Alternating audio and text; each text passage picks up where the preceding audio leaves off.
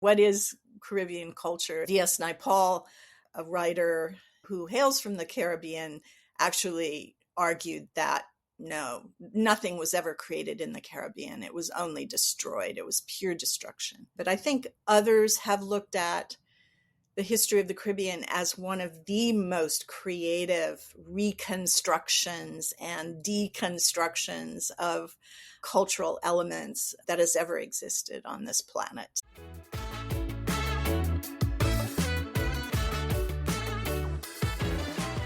This is the Moorish Podcast, where Caribbean history meets culture and cuisine.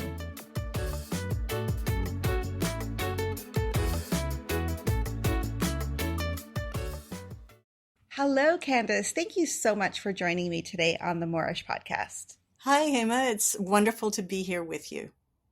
It has been a long time that I've been looking at your book and looking at the work that you've done. We have so much to talk about today.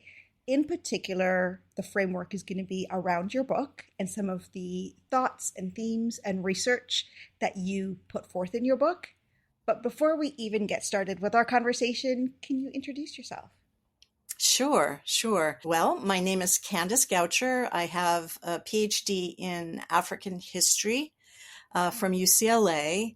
So I approached the Caribbean as an Africanist. And the first time I traveled there in the 1980s, I was astounded by how familiar it felt. The red soil, the foods, the names of foods, it just felt welcoming as a place and part of the African diaspora. So I'm trained as a historian and as an archaeologist. So I have a big interest in material culture and especially food history. And you wrote a book, which I referenced. Can you talk a little bit about that book? Yeah. Well, the book is called Congotay, A Global History of Caribbean Food. So that tells you a lot, some of it kind of hidden in the title. I approach the foods of the Caribbean as a world historian, as an Africanist, through the lens of inequality, gender, social history, as well as political history. I think what makes food history so fun, but also able to convey the struggles of the past, is the fact that food, unlike other parts of the material world, is something we consume. It becomes embodied. It's part of our real being. And so that makes women, who are mostly home cooks and the conveyors of food history, very important in this story. And that's the story I try to tell in my book, is how food can tell us the story of the past, and a story of the past that maybe honors and centers women and the voiceless in Caribbean history. You said a couple of times already that you are an Africanist. Can you explain that for us? Yeah, so my training as an academic took place in Africa. I did field work in West Africa, in Ghana and Togo, in Nigeria. And so when I came to the Caribbean, I brought an understanding of the African side of this very complex cultural history. And I think that being an Africanist also means being sensitive to following trails that maybe aren't necessarily written in the written records. You know, they don't appear in the archives. They don't appear in colonial records as much as the perspective of Europeans. So I think it means the way that I approach the past is through the material record, through an understanding of people, through their food, through the objects that they made and constructed, through the way they organized their society. And so archaeology is very important. And living ethnographic history is very important. Language is important. So it gives me a different set of tools, maybe, as a historian and a different, hopefully, perspective on the past. I've been doing this podcast for a couple of years now, and throughout the research and different guests, I see things differently through the learnings that I get from them. And reading your book really has so many little details that I just hadn't read or hadn't heard from anywhere else, because you give a lot of big picture concepts and then you throw in little notes like the meaning behind the title of your book, Congotay, which I would love for you to share with us. Yeah, well, Congotay, like many things in African-derived cultures, can mean many things. It means multiple things all at once. So it's not black or white. It's all of these things all together in one big pot. And Congotay can mean a cassava porridge that was eaten in many parts of the region as a very basic staple food.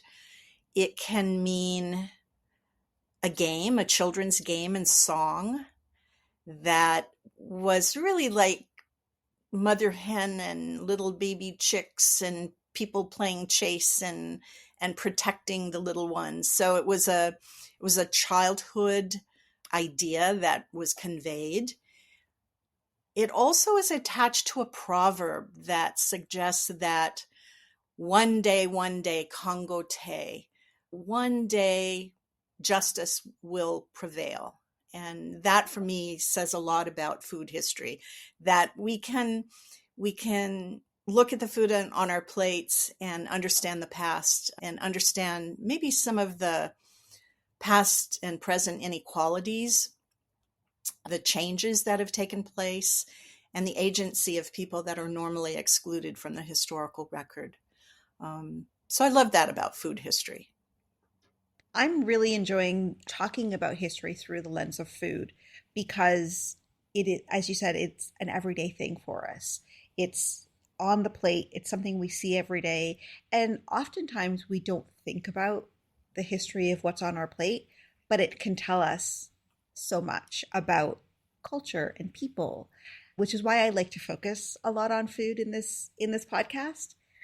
If we're going to talk about the Caribbean, we really need to go as far back as we can and start with the Indigenous people. I agree. And I think that's a great example of how history has been distorted during the colonial era. After the erasure of so many communities and so much history, Europeans came to the conclusion that they somehow owned the island spaces and they could trade them like they were players on a chessboard. And they did just that. So the whole presence that was indigenous and persistent and so heroic, filled with struggle and filled with wonderful foods, tended to get erased. And I think here's one example of where archaeologists have been so important, particularly the archaeologists who were looking at resistance history in the Caribbean. And they realized very quickly that there was a presence, an indigenous presence, that lasted through the period of African slavery and European colonialism and conquest.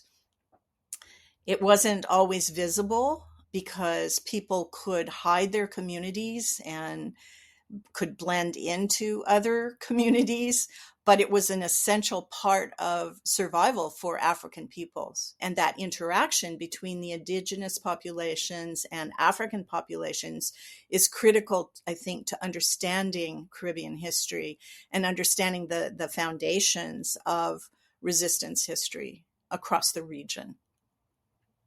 One of the things that you say in your book, and I wrote this down because it is not something that anybody really talks about or that I've seen, is in reference to the Indigenous people. You say they were also immigrants to the Caribbean. Tell me about that. They were great travelers. They had seafaring skills. And I think that history really is needed in the Caribbean to understand that the Caribbean was more than just a land-based experience and culture and history, that it was also maritime. And the indigenous peoples were the first to arrive on these pieces of land in the Caribbean Sea. They came mostly from South America. And so we can look at that history very differently if we think about maritime presence. And they were the first of many peoples to arrive by sea, by boat, by canoe, by ship, but just the first of many. When it comes to the Indigenous people of the Caribbean, very often we talk about the Arawaks and the Caribs and the Tainos, possibly, but there are so many more groups that we don't talk about. Well, I think we know more and more all the time about that experience of being Indigenous in the Caribbean, because almost every archaeological site now we're beginning to recognize contains elements of that past. And knowing how to recognize it and classifying it, categorizing it is complex, especially when you don't have all of the languages that remain behind to give clues to that past. But the DNA evidence is astounding and tells us a lot about the circulation of peoples within the Caribbean region and between the Caribbean and South America. So yeah, it's complicated, and it's becoming more complicated every day. But that's exciting. That's what makes, I think, history exciting. The idea that it's always changing. That we're still learning more, and the stories and the narratives that are written in the majority of the history books are changing based on what is being discovered and unearthed, I think is very exciting. Yeah. When I started researching this field, there was next to nothing written about the history of food in the Caribbean. And yet here you had essentially the world's first global cuisine.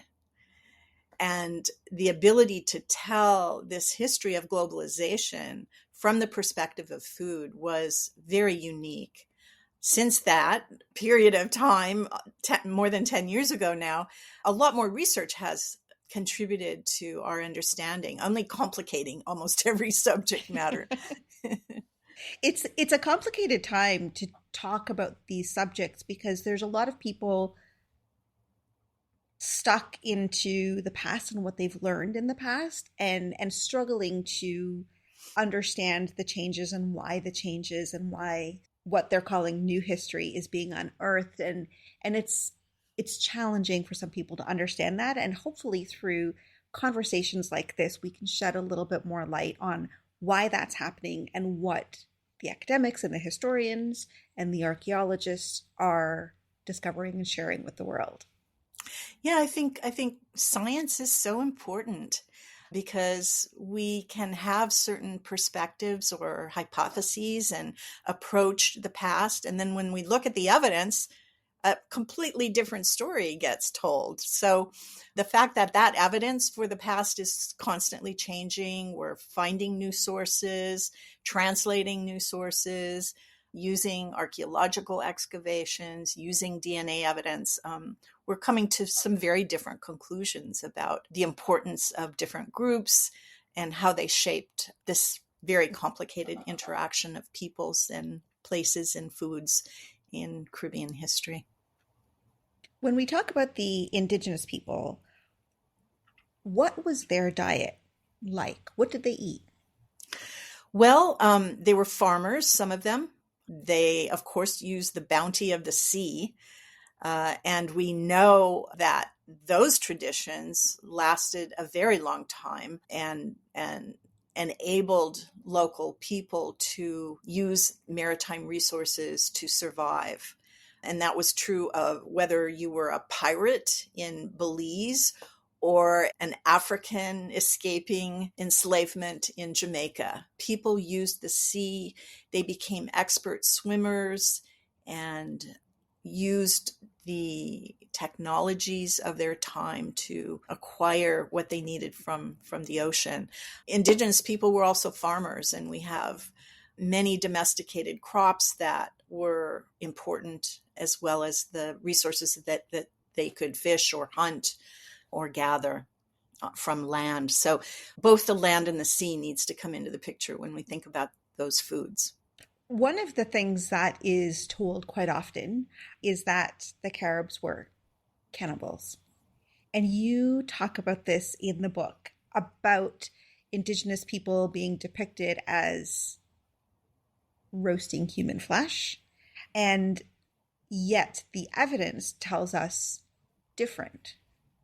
So where did that come from, and what can we learn from what we already now know about the Indigenous people?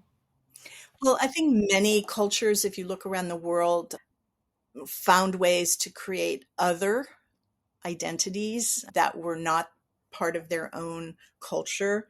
So, for example, in Central Africa, when the people of the Congo region saw Europeans, they thought they were cannibals because they were on ships arriving out of nowhere, and they had these barrels with things that looked like blood and human flesh. This was wine, barrels of wine, and barrels of cheese. So they made up stories about the Europeans as cannibals, and similarly, the Europeans made up stories about the peoples they encountered.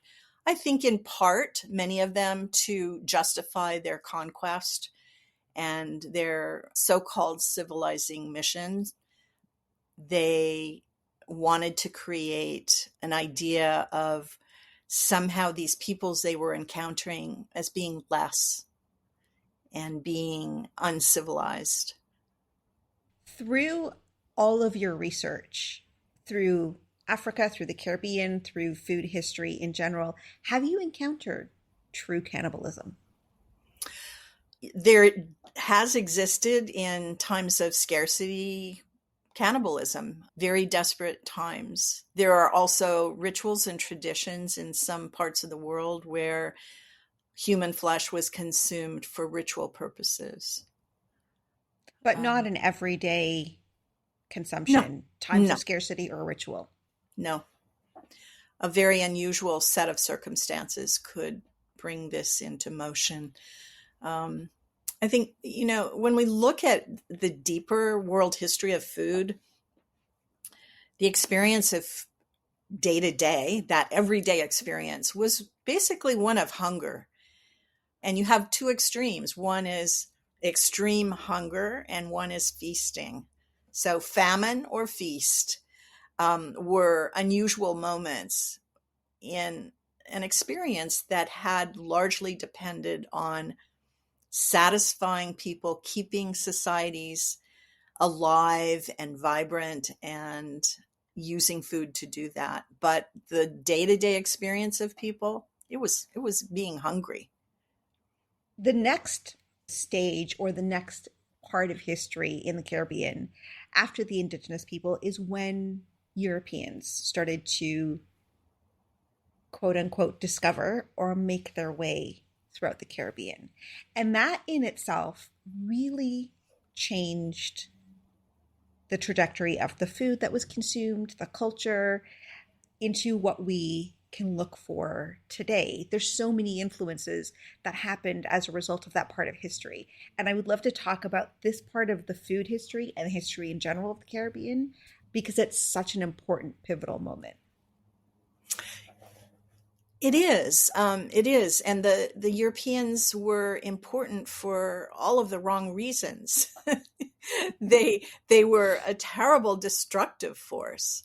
They brought pigs and cattle and animals, horses, animals that completely changed the ecology of the region, destroyed crops and fields and vegetation.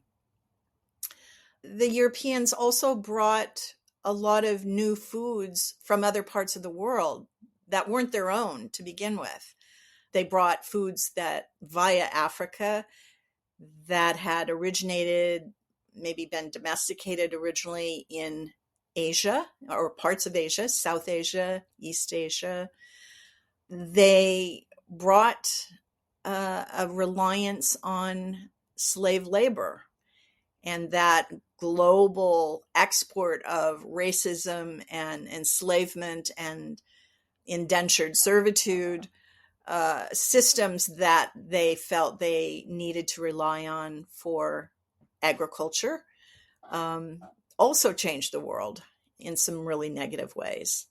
So you have a astounding variety of new foods and cultures that come into the Caribbean as a result of the European presence, but also a great loss. And I think historians are still debating whether it was largely destructive or constructive and creative. What is Caribbean culture? It reflects all of that. V.S. Naipaul, a writer who hails from the Caribbean, actually argued that no, nothing was ever created in the Caribbean. It was only destroyed. It was pure destruction. But I think others have looked at the history of the Caribbean as one of the most creative reconstructions and deconstructions of cultural elements that has ever existed on this planet. So I think there are just so many ways to look at that past in terms of relative creativity and innovation and hybridity, the blending together of these discrete, separate ideas and concepts and foods and cuisines. So it makes for a fascinating historical subject. It is fascinating, and there's so many nuances and little things that make up the whole. I did an episode with Kezia Valens, who wrote a book called Culinary Colonialism, and one of the things that she talks about in her book is that there is no going back in the Caribbean. There is no going back to pre-colonial times. Mm-hmm. We just can't. It's not available to us. But we've created in the Caribbean an entirely new culture, set of foods, dishes that are influenced from places all over the world. The majority of people that I talk to understand that the times of destruction were terrible. They were horrible. They're things that are very difficult to talk about, but that the resilience of our ancestors to create what is this brand new culture, we're very proud of mm-hmm. what we have now. Yeah, it's, I think the meaning of Caribbean history comes down to teaching us how to adapt to change. And most people's idea of culture is that you want it to never change.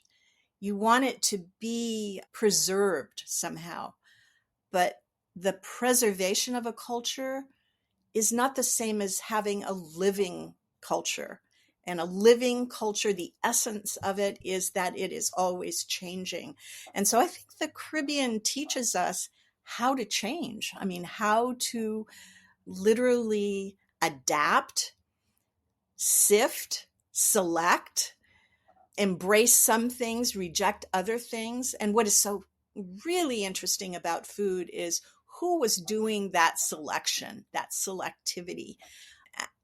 And it was largely cooks. It was that everyday experience where every day people had to decide what to eat, how to put together the ingredients and resources that they had, and over again, engage in the vibrancy of cultural innovation, adaptability, and change. So yeah, there are continuities that we can look at, but change is where it's at. Change is definitely a sign of the importance of Caribbean culture in understanding globalization. You mentioned that the Europeans brought in cattle and sheep and goats and pigs, which destroyed quite a bit of land. And there was a part of your book, I believe you mentioned in Hispaniola that they destroyed land, and the repercussions are still being felt today. Exactly. Yeah. I mean, we can look at this story of Haiti, for example, in so many ways. A story of misery and suffering and oppression, the terrible side of history. And yet, food traditions have survived. I mean, it's quite amazing. Two examples of that survival outside of Haiti is World Central Kitchen, which is now a big player in providing meals to crisis points around the world, whether it's places hit by hurricanes or like New Orleans, or earthquakes like Haiti, or Gaza today with violence. World Central Kitchen is a big player. They learned in Haiti to listen to local women, tell them how to make food, the food that would be comfort food. And there were special techniques of how to treat the beans and make beans and rice. And those very unique techniques were preserved and used by World Central Kitchen to model the need to listen to local voices. Today, Haitian food is among some of the most celebrated food in great fancy restaurants. We have one here in Portland, Oregon. Gregory Gourdet's amazing restaurant, Con, is a celebration of the survival of Haitian food traditions, despite all odds. So yeah, we can look at that story of the past, that destructive side, but then find an example like Haiti where amidst that suffering, food traditions have been so important on a global scale, impacting the world. During this time period that we're talking about, where the Europeans were within the Caribbean, food changed. They went there and they discovered foods that were currently being eaten by the Indigenous people, but they had their own thoughts about what food was good, what they enjoyed, what they were used to. And then they had the enslaved people that they were bringing, which has three different cultures coming together around food. What was cuisine like in the Caribbean at that time? Well, I think food and cultural life was dominated by the African experience.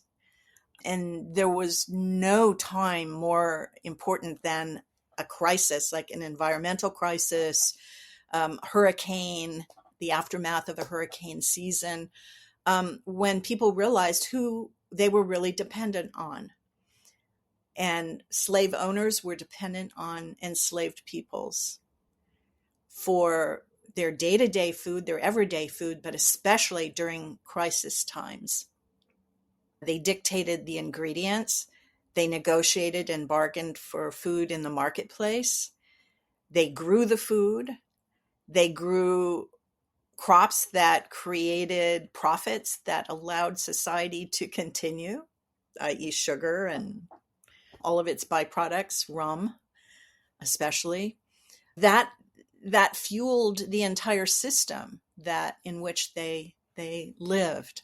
So there are so many contradictions in the experience of food, but an important one was the dependence of societies on the African cooks and farmers for their livelihood, for their everyday meals on the table.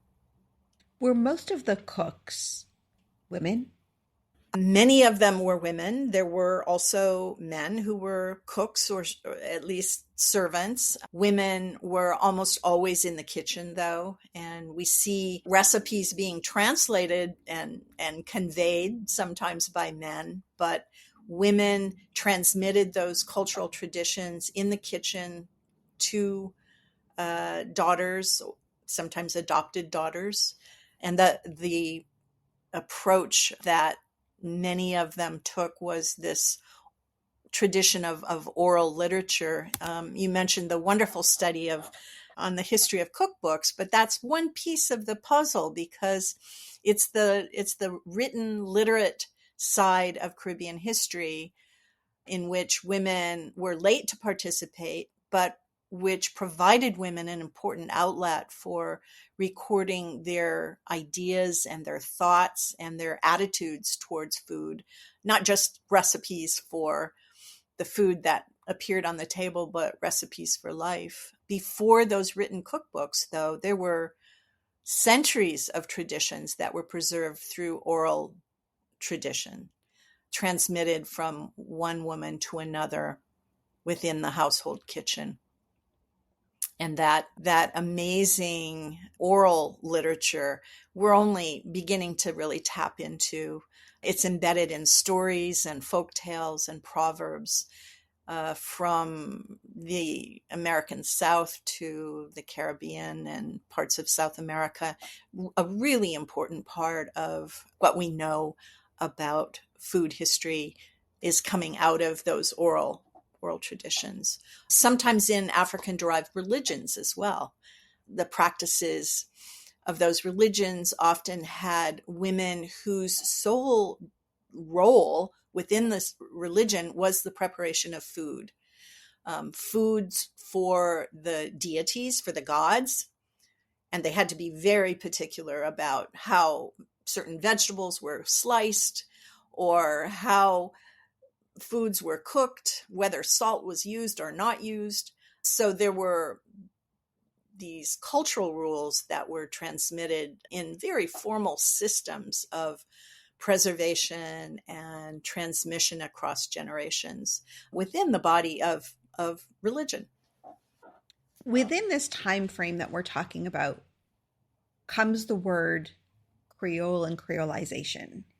And I would love for you to talk about that, because there's also a quote that is in your book: creolization restructured not only language, but also other cultural elements, including foodways along the way.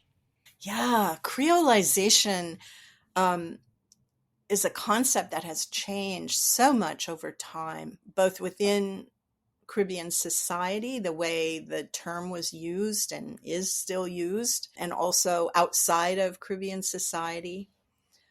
Basically, it refers to the blending together of different cultural elements to reshape them into something new.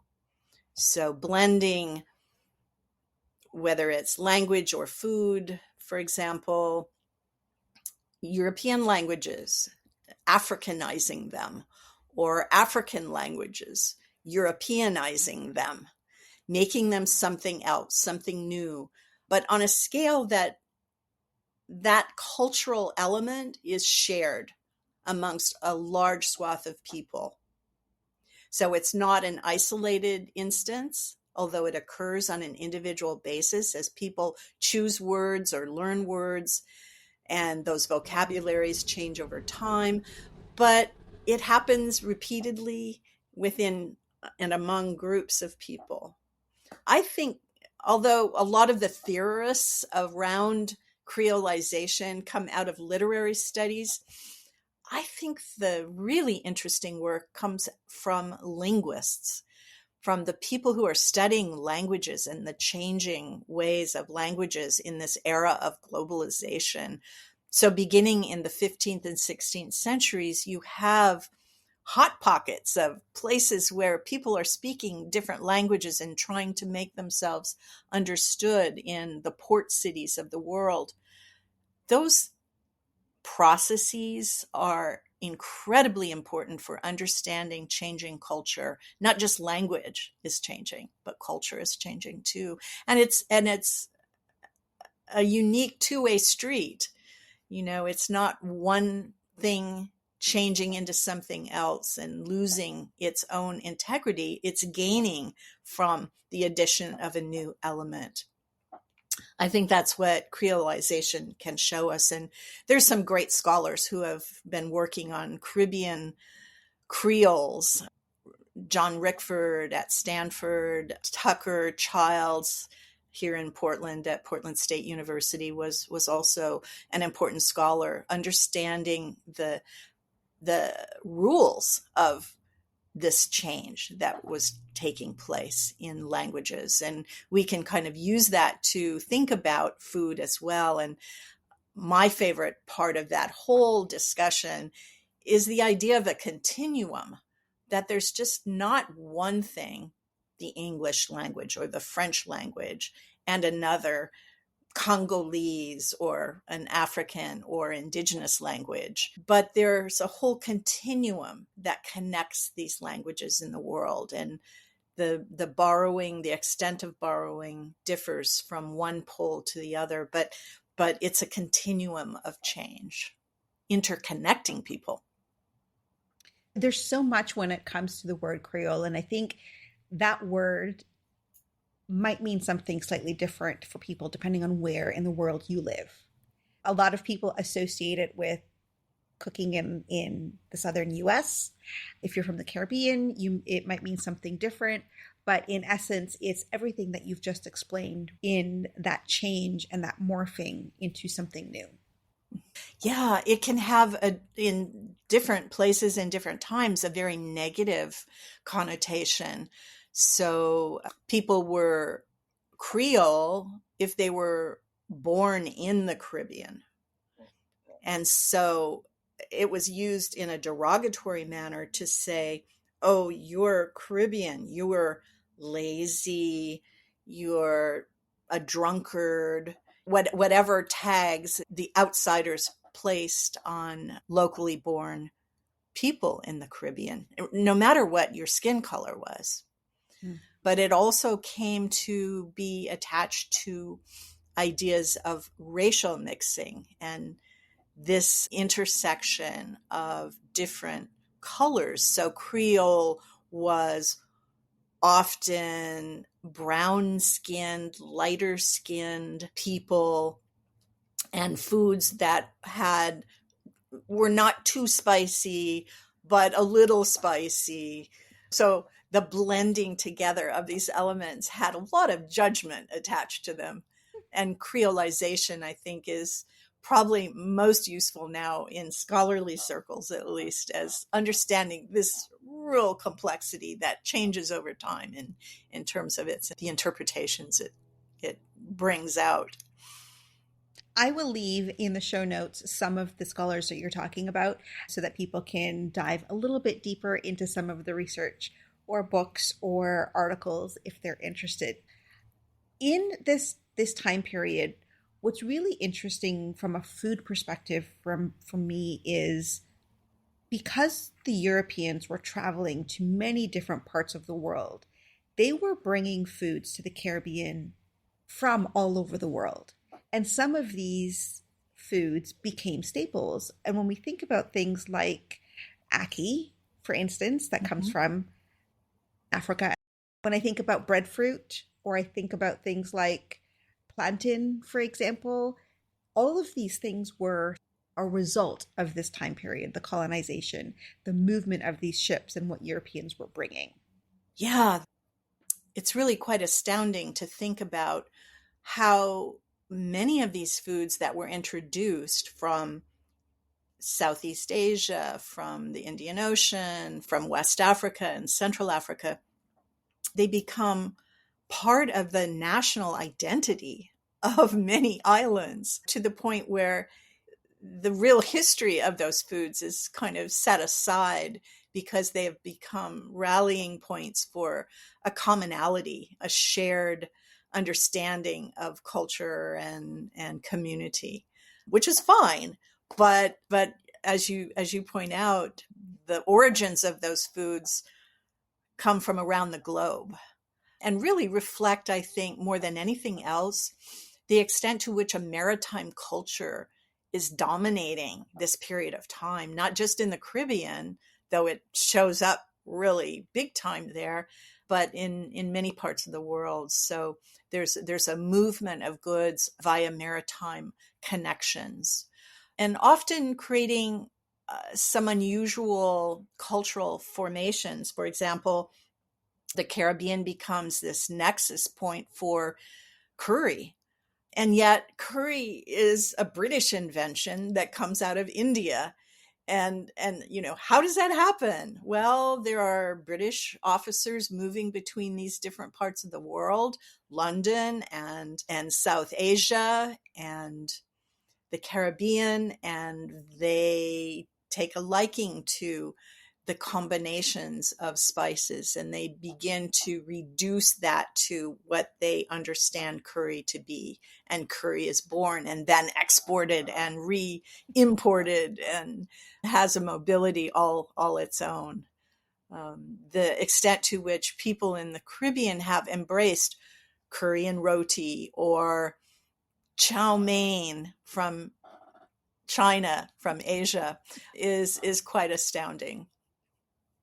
A lot of these foods, I sort of think of them in two categories. A lot of the foods were brought over to the Caribbean as inexpensive ways to feed the enslaved people. And then there were foods that the Europeans brought over because it's foods that they really enjoyed, ingredients that they wanted. They brought over for their own enjoyment. Yeah. Well, let's start with curry, because there definitely is a British sensibility around curry and a preference for eating curry for breakfast in many parts of the world. And the British military spreads this to not only parts of the Caribbean, but to places like London or Japan or other parts of the world. So South Africa, and the prevalence of these flavors then take over and dominate culinary traditions beginning in late 18th century, really. But then there are other foods that are promoted quite accidentally, and curry is odd because it also falls into that category. The movement of people on British ships and on French ships was regulated by provisioning laws that the governments dictated what people could eat and what they should be fed on ships, whether they were transporting indentured servants or enslaved peoples. There were rules about those diets, and those diets became very important determinants for what people ate and how they saw themselves as gaining a singular identity. So here I'm thinking of the South Asians who were transported as laborers from the Indian Ocean to the Caribbean were treated all as one. They came from many different cultures and cuisines, but they were treated as one singular identity and fed the same food. And in creating that singular identity, culture started to change and adjust and adapt, so that you have an East Indian cultural identity in Trinidad or in Guyana that isn't like anything in the Indian Ocean or in South Asia. It's like many things. It's been translated and retranslated. So I think there are examples from maritime culture of the commonality and suppression of cultural traditions and the reshaping of them into singular ideas and singular identities, taking the multiple and making it smaller and more limited. Yeah, it's part of the story of globalization. It is a part of the story, and I think to get a full picture is, as we described, the Europeans were not going from Africa directly to the Caribbean. They were sailing all over the world at different times for different reasons, which meant that not only what they were doing that influenced culture and food in the Caribbean, but the culture also went the other way and it influenced what was happening in European cultures. Exactly. Foods were moving in such a dizzying way.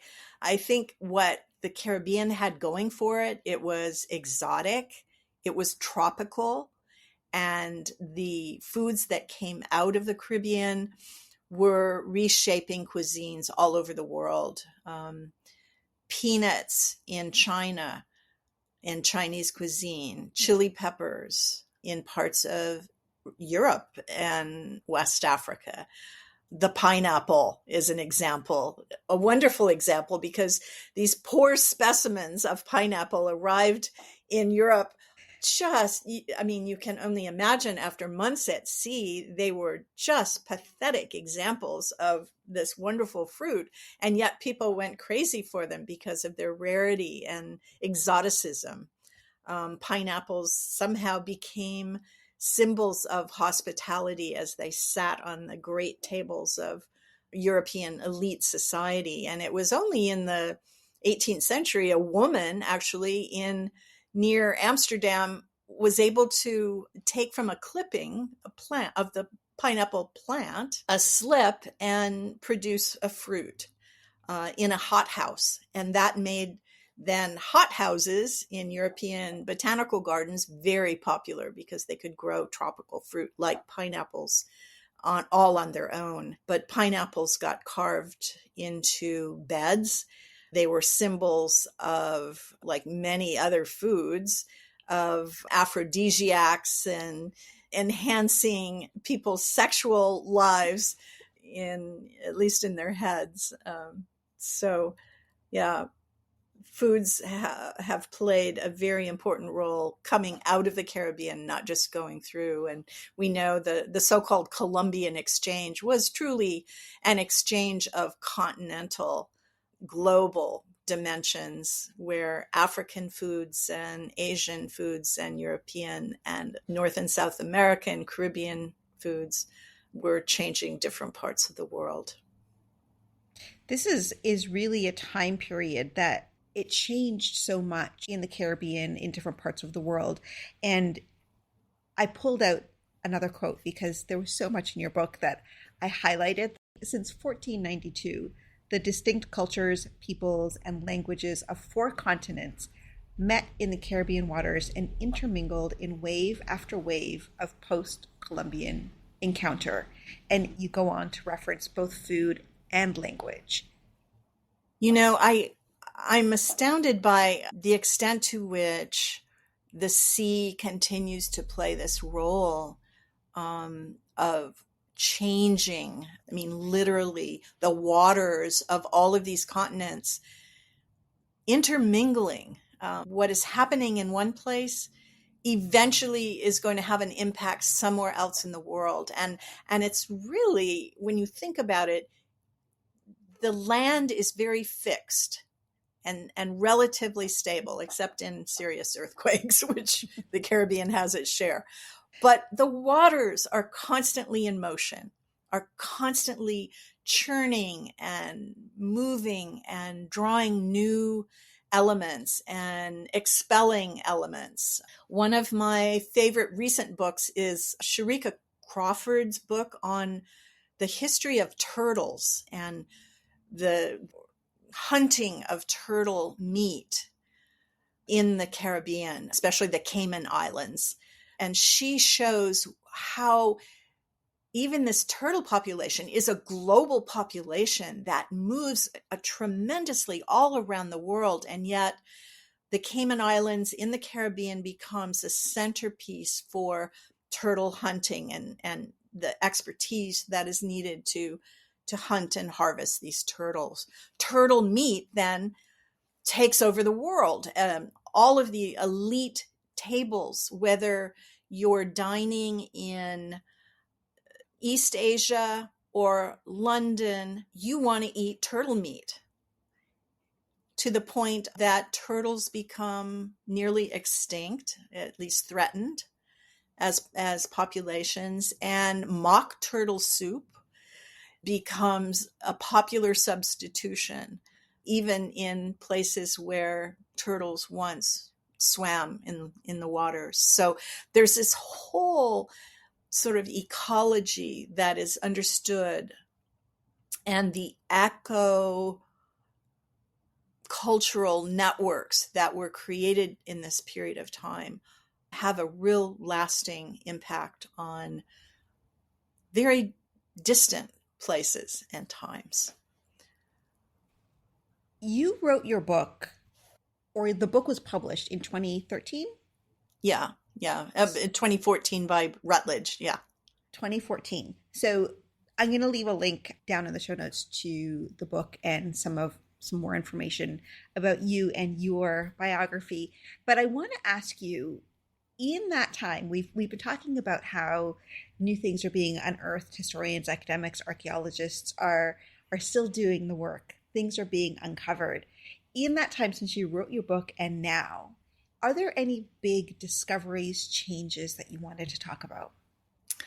Oh, there are just so many. When I started researching Caribbean food, there really wasn't a field of food studies that included much of Africa or the Caribbean, despite what we've been talking about as the Caribbean being so critical to the story of globalization. Nobody had really thought about the food. They took it for granted that that was Caribbean food and it was always there. And I think that the African component was underrepresented generally in food studies. If you look at some of the world histories of food, there was almost nothing about Africa. Africa was not thought to have cuisines at all. Even at the beginning of the 21st century, there was very little that had been done. So, yeah, there are so many great studies that are coming out based on archaeology, the history of cookbooks, the history of particular foods like the pineapple, like the turtle soup and turtle meat. So much more is available now than when I was originally writing this book. And the book is such, I said this earlier, it's history, it's stories. You're telling so much in here that it does take a little bit of time to read and digest. And a couple of things that I wanted to point out is, you talk a little bit about Anansi in the book. One of the things that came out of the book that I found fascinating was when you were talking about the salt production in the Caribbean by the Dutch, you reference that salt wasn't something that the enslaved Africans were used to. And this folklore came out of it that consumption of salt inhibited their ability to fly back to Africa. Salt is a great topic, and it's one I have. One of my former students, Alyssa Sperry, has worked tremendously on salt, especially in Jamaica and the history of salt. If we look at the movement of Europeans around the globe, they almost always had an expert on salt making because salt was so important for the human diet and it was necessary. Any place that Europeans thought that they were going to stay very long, they needed a source for making salt. Obviously, in the Caribbean, there were a lot of places where salt could be manufactured and was, but as in other parts of the world, government controls over salt making led to the decline of artisanal salt making. So in Jamaica, for example, there were lots of beliefs about salt, either to use it or not use it, to use it in certain ritual situations or not use it. But the government control over salt making led to the decline of local salt production, which it's likely came out of indigenous cultures and the recommendations of and like sighting points of certain parts of the island for salt production was most likely a legacy of those indigenous peoples giving way to African techniques of salt evaporation, solar evaporation, and whatnot. But yeah, salt is so important for the human diet in tropical areas and was the most important way of preserving a lot of foods, of course, during this era, including salted fish, saltfish, codfish. Very important. As I dig more and I hear more, when you talk about something like salt and you talk about how important the story is and the history of salt is, it's one little thing that we take for granted that we use every single day, but there's so much to learn about salt, right? And how it pertains to history. It's not just something that's being produced and for our tables, but there's a whole history behind it, depending on where in the world you are. I think for me, that's what makes the history of food so compelling as a subject, because yeah, it's every day that we interact with food. It's part of the story of ordinary people, of women, so important to human agency and survival, of course. But at the same time, it's so connected with these important stories about the operation of major states and the globalization of the world's economies, the increasing inequalities that are also a part of those stories come out on the dinner table around the world as well. Dr. Goucher, we've been talking for an hour, and I could continue to have this conversation with you because there is so much to talk about, but we can't have hours and hours of conversation. Tell everybody again the name of your book and where they can find it. Congotay, Congotay, A Global History of Caribbean Food is available still from the publisher, which is Routledge. And I think you can order it online. Don't fall for those very expensive, rare editions that you might find on certain websites, but go to the publisher. I will also leave a link to the book on the publisher's website so people can at least have a direct link to the book and from there figure out where they can purchase it, because even though it was written quite some time ago, the information is so robust and so interesting that it's not just focused around food, but there's language, some folklore, culture. It touches on so many different parts of the conversation that I have on this podcast that I was really excited to have you join us today to talk about all of these things. And I do encourage people to seek out the book to learn more than we can talk about here today. Thank you, Hema. It's been a pleasure. Thank you so much. I appreciate you taking the time.